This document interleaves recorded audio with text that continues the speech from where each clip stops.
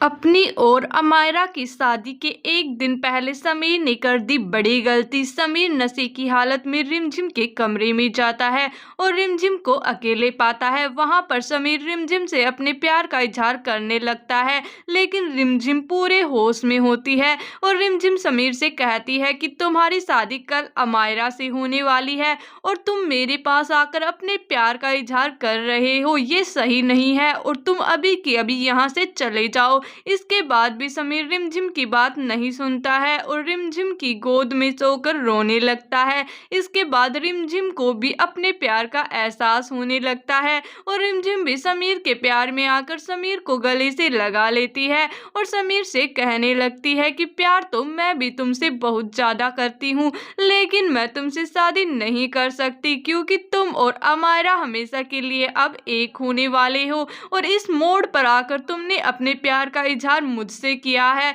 इस मोड़ पर मैं भी कुछ नहीं कर सकती, इसलिए समीर और रिमझिम दोनों ही इमोशनल होकर एक दूसरे के साथ पूरी रात बिताने वाले हैं, जिससे कहानी और भी ज्यादा मजेदार होने वाली है क्योंकि अमायरा खिड़की से सब कुछ देख लेती है कि किस तरह रिमझिम के साथ पूरी रात समीर था और समीर और रिमझिम एक ही कंबल में है। इसके बाद अमायरा बहुत बड़ा हंगामा खड़ा कर देती है और सबको इकट्ठा कर लेती है। जब सब लोग कमरे में जाते हैं तब सब लोग देख लेते हैं कि किस तरह समीर और रिमझिम पूरी रात एक साथ थे। इसके बाद समीर और रिमझिम के पास कोई जवाब नहीं होता है कि वो लोगों को क्या कहे और अमायरा समीर से कह देती है कि तुम बहुत बड़े धोखेबाज हो, मैंने तुमसे सच्चा प्यार किया लेकिन तुमने हमारी शादी से पहले ही मुझे धोखा दे दिया और अब मैं क्या करूं। लेकिन अमायरा को पता होता है कि अगर वो समीर को छोड़ देगी तो वो रानी नहीं बन पाएगी,